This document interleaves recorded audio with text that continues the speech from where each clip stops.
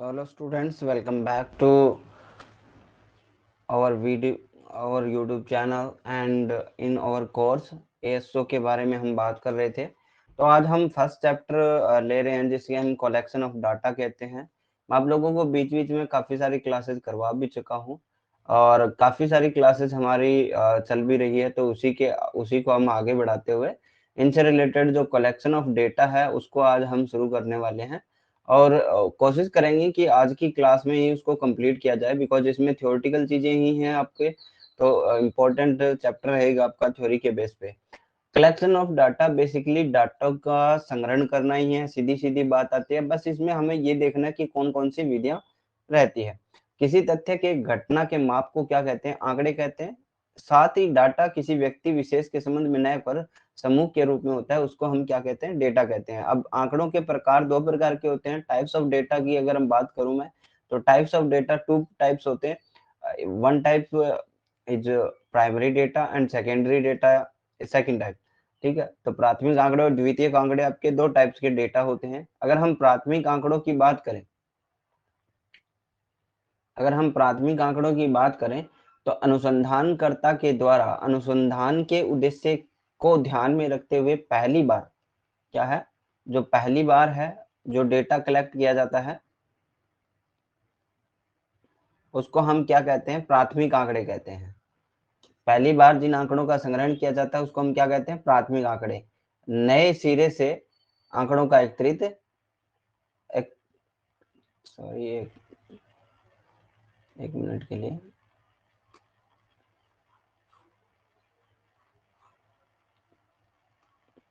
क्या कहते हैं? प्राथमिक आंकड़े कहते हैं। तो इस प्रकार आंकड़ों के संशोधन करने की आवश्यकता नहीं होती। प्राथमिक आंकड़ों में क्या होता है कि संशोधन करने की आवश्यकता होती नहीं, क्योंकि फ्रेश डेटा होता है और आपके उद्देश्य के अनुसार उनको कलेक्ट किया जाता है, तो उनमें आपको क्या करने की जरूरत नहीं है, संशोधन करने की आवश्यकता नहीं होती। और बात करें कि आंकड़े जो है मूल स्रोत से लिए जाते हैं, यानी मेन सोर्स से लिए जाते हैं। जो भी आपका मेन सोर्स होता है उसी से हम क्या लेते हैं? आंकड़े लेते हैं। और कच्ची सामग्री के उपयोग के रूप में भी हम इसको क्या कर सकते हैं? उपयोग कर सकते हैं।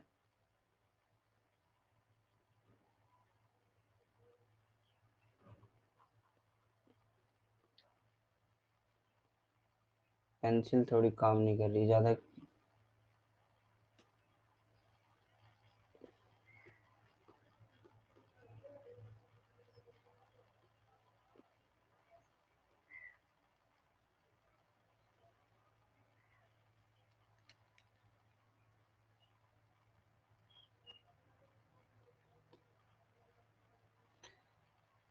कच्चे सामग्री के रूप में इसको उपयोग लिया जा सकते हैं। इस प्रकार के आंकड़े जो होते हैं, जो प्राइमरी डेटा होता है, उसको संग्रहण करने में क्या करते हैं? अधिक लागत आती है। अधिक लागत के साथ साथ अधिक श्रम भी लगता है, अधिक समय भी लगता है और आपके अधिक समय की आवश्यकता होती है और इनमें क्या होती है? शुद्धता अधिक पाई जाती है। तो बेसिकली कहने का मतलब ये है, जो की चीज हम, आज ये पेंसिल थोड़ी सी सही से काम नहीं कर रही। चलिए, इस प्रकार के आंकड़ों को संग्रहण करने में अधिक लागत, अधिक श्रम और अधिक समय की आवश्यकता होती है, बट इसकी जो शुद्धता होती है वो ज्यादा, परस्पर ज्यादा होती है सेकेंडरी डेटा के मुकाबले, बिकॉज इसको हमने फ्रेश रूप से आपने क्या किया? संग्रहण किया। इसलिए द्वितीयक आंकड़ों की बात करें तो पहले से प्रकाशित या अप्रकाशित आंकड़ों के आधार पर अनुसंधान करना क्या कहलाता है? सेकेंडरी डेटा कहलाते हैं। इस प्रकार के डाटा के उद्देश्य के अनुसार संशोधन करने की आवश्यकता होती है। जैसे मान लीजिए कि मैंने कुछ और उद्देश्य के लिए डाटा को कलेक्ट किया, फिर मुझे कुछ और डाटा और उद्देश्य के लिए इसको यूज करना है, तो मैं क्या करूंगा? उसके अंदर संशोधन करूंगा। ठीक है। और ये दूसरी बात होती है, जो सेकेंडरी डाटा होता है वो रॉ मटेरियल के रूप में नहीं होता, यानी कच्ची सामग्री के रूप में नहीं होता। ये एक प्रिपेयर्ड मटेरियल के तौर पे होता है। जैसे हमने एक रिपोर्ट प्रकाशित कर दी, उसमें से हमें कुछ और चेंजेस करके हमने कुछ और उद्देश्य के लिए काम में लेना है, तो ये क्या होता है? तैयार सामग्री के रूप में होता है। इसमें श्रम कम लगता है, लागत कम लगती है, समय कम लगता है, लेकिन इसकी शुद्धता कम होती है। जैसे मान लीजिए कि हमने किसी और उद्देश्य के लिए इसको यूज किया और अभी हमें दूसरे उद्देश्य के लिए यूज करना है, तो प्रॉपर जो मेन सोर्स है वो इसके अंदर उपयोगी नहीं होता। अब बात करते हैं कलेक्शन ऑफ डेटा की। तो अनुसंधानकर्ता के द्वारा अनुसंधान के उद्देश्य निर्धारित करने के पश्चात क्या किया जाता है? आंकड़ों का क्या किया जाता है? संग्रहण किया जाता है। आंकड़ों को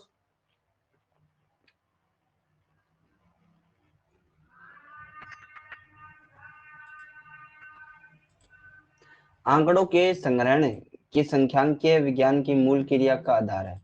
जो आंकड़ों का संग्रहण है वो क्या है? संख्यांकीय विज्ञान की मूल क्रिया का आधार है, बिकॉज इसके बिना तो हम कुछ कर ही नहीं सकते। ठीक है।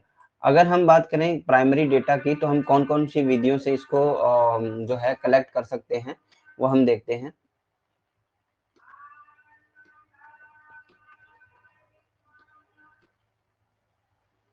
देखिए, पहली तो होती है प्रत्यक्ष व्यक्तिगत अनुसंधान विधि, दूसरी है मौखिक अनुसंधान विधि, तीसरी है संवाददाताओं के माध्यम से, चौथी है प्रश्नावली के माध्यम से, और पांचवी जो है आपकी अनुसूची प्रगणकों के माध्यम से। याद रखिए, प्रत्यक्ष व्यक्तिगत अनुसंधान विधि, मौखिक अनुसंधान विधि, संवाददाताओं के माध्यम से अनुसंधान करना, प्रश्नावली के माध्यम से, अनुसूची के प्रगणों के माध्यम से आप क्या कर सकते हो? कलेक्ट कर सकते हो। अगर हम बात करें वहीं कलेक्शन ऑफ सेकेंडरी डाटा की, तो प्रकाशित और अप्रकाशित आपके पास दो तरह के स्रोत रहते हैं। अब हम बात करते हैं प्राथमिक आंकड़ों के संग्रहण की विधियों के बारे में। ठीक है, इसके ऊपर हम फोकस करेंगे।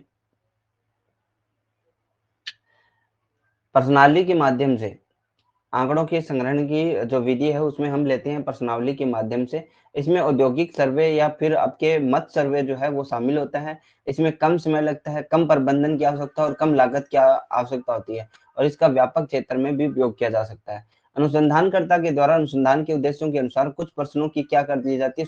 सूची तैयार कर ली जाती है, और तैयार करके डाक के माध्यम से घर घर भेज दी जाती है। जैसे मान लीजिए कि अगर मान लीजिए मुझे कोई सर्वे करना है, औद्योगिक सर्वे, तो मैं इसमें कुछ क्वेश्चंस डालूंगा। अब क्वेश्चंस के अनुसार मैं इसको क्या है सभी को दूंगा, ताकि उनकी राय का हमें पता चल सके। जैसे मैंने क्वेश्चन डाल दिया, क्या आप औद्योगिक क्षेत्र के अंदर आप कार्यरत हैं या फिर आप कार्य करना चाहते हैं? आपकी एक्सपेक्टेड सैलरी कितनी होनी चाहिए? ये सारी चीजें मैं क्वेश्चंस के अंदर डाल सकता हूँ। जिस तरह का सर्वे होगा उसी तरह के क्वेश्चंस होंगे। प्रश्नावली जो सूचना दाता होता है उसके द्वारा स्वयं भरी जाती है। जो जैसे मान लीजिए कि मुझे प्रश्नावली मिल गई तो मैं खुद भरूंगा इसको अंदर। संपूर्ण समकों का प्रतिनिधित्व नहीं होगा, क्योंकि मान लीजिए कि कुछ लोग जो है इसके अंदर बाइस्ड हो जाती है, तो फिर संपूर्ण समकों का प्रतिनिधित्व नहीं कर पाते ये जो प्रश्नावली होती है। दूसरी बात करते हैं प्रगणों के माध्यम से अनुसूची भरवाकर। अब भारत सरकार द्वारा किए जाने वाले सर्वे किस विधि से? इस विधि से होते हैं। अनुसंधानकर्ता के द्वारा एक प्रश्नों की सूची तैयार करके प्रगणों के माध्यम से घर घर जाकर समकों का जो है संग्रहण किया जाता है। जैसे आपने देखा होगा जनसंख्या का जो होता है तब एक प्रगणक आता है और उसमें सारे क्वेश्चंस लिखे होते हैं। जैसे आपके पास बिजली का कनेक्शन है, हाँ या ना, तो उसमें हाँ पे टिक हो जाएगा, अगर नहीं है तो ना पे टिक हो जाएगा, लेकिन उसमें प्रगणक होता है। अनुसूची भरने का दायित्व जो है अनुसंधानकर्ता प्रतिनिधि या जो प्रगणक होता है उसका रहता है, वो खुद भरता है। अनुसूची के माध्यम से प्राप्त आंकड़ों में क्या होती है? शुद्धता अधिक होती है, बिकॉज हमने एक एक सेपरेटली आप लोगों ने जाके कलेक्ट किया है।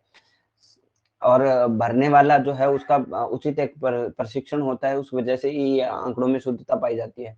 आंकड़ों का संग्रहण करने में अधिक लागत आती है, अधिक श्रम लगता है, अधिक प्रबंधन व अधिक समय लगेगा। बिकॉज मान लीजिए कोई भी मान लीजिए आप प्रगणक लगा रहे हो, एक गांव में मान लीजिए कि 8,000 परिवार रहते हैं। 8,000 का डेटा कलेक्ट करने के लिए आपके पास, अगर आप 2 दिन में करना चाहते हो तो आपके पास प्रगणों की संख्या ज्यादा होनी चाहिए। यानी आपका अधिक समय लगेगा, अधिक जो आपका श्रम भी लगेगा, और उसके लिए प्रबंधन की भी आवश्यकता होगी। मान लीजिए पूरे देश के अंदर ऐसे प्रगणों को कलेक्ट करना और उसको उनका प्रबंधन करना। अनुसूची शिक्षित व अशिक्षित दोनों वर्गों के लिए उपयोगी होती है, बिकॉज इसमें क्या है भरने वाला होता है तो वो अपने हिसाब से लैंग्वेज के अकॉर्डिंग पूछ सकता है। प्रश्नों की संख्या, इसमें प्रश्नों की संख्या जो है घटाई या बढ़ाई जा सकती है। प्रत्यक्ष व्यक्तिगत अनुसंधान ये बहुत ही सिंपल होता है, लेकिन ये व्यापक क्षेत्र के अंदर क्या होता है? उपयोगी नहीं होता। अनुसंधानकर्ता स्वयं उस क्षेत्र में जाकर संबंधित व्यक्तियों से क्या करता है? पूछताछ करके आंकड़ों का क्या करता है? संग्रहण करता है। ये असमित क्षेत्र के लिए उपयोगी है।